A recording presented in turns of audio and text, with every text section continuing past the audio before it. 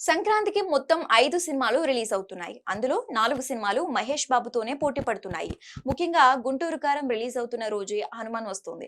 ఈ సినిమా వల్ల 'గుంటూరు కారం' ఓపెనింగ్స్ పై ఎఫెక్ట్ పడే ఛాన్స్ కనిపిస్తోంది. కానీ సంక్రాంతి అంటేనే సినిమాల సీజన్ కాబట్టి మహేష్ దెబ్బకు రీజనల్ లెవెల్లో రికార్డులు లేవటం గ్యారంటీ. ఇప్పటికీ ఆన్లైన్, ఆఫ్లైన్ లో బాబు హవా స్టార్ట్ అయిపోయింది. అందుకు తగ్గట్టే అంచనాలు పెంచేస్తున్నారు మేకర్స్. లేటెస్ట్ గా ప్రొడ్యూసర్ నాగవంశీ ట్విట్టర్ స్పేస్ లో చేసిన కామెంట్స్ వైరల్ అవుతున్నాయి. గుంటూరు కారం మూవీలో చివరి 45 నిమిషాలు మామూలుగా ఉండదని నాగవంశీ తెలిపాడు. చివరి 45 నిమిషాలు అద్భుతంగా ఉంటుంది. మొత్తం ఫైట్ సీక్వెన్స్, ఎమోషన్స్, కుర్చీ మడత పెట్టి సాంగ్ ఫ్యాన్స్ ను ఉరుతలూగిస్తుంది. గుంటూరు కారంతో పెద్ద హిట్ కొట్టబోతున్నాం. థియేటర్ల సంగతి నేను చూసుకుంటాను. సినిమాను నెక్స్ట్ లెవెల్ కు తీసుకెళ్లే బాధ్యత అభిమానులదే అని చెప్పుకొచ్చాడు. అలాగే ఇప్పటికే Thaman first half BGM recording complete చేశాడు.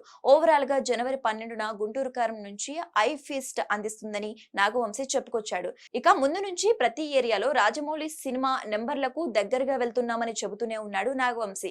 ఈ లెక్కన గుంటూరు కారంపై మేకర్స్ ఎంత కాన్ఫిడెంట్ గా ఉన్నారో అర్థం చేసుకోవచ్చు. అయితే ఈ సినిమా సాంగ్స్ విషయంలో కాస్త ట్రోలింగ్ జరుగుతోంది. దానికి సమాధానంగా జనవరి 6న గుంటూరు కారం ట్రైలర్ బయటకు వస్తే లెక్కలన్నీ మారిపోతాయి. మరి గుంటూరు కారం ఎలా ఉంటుందో చూడాలి.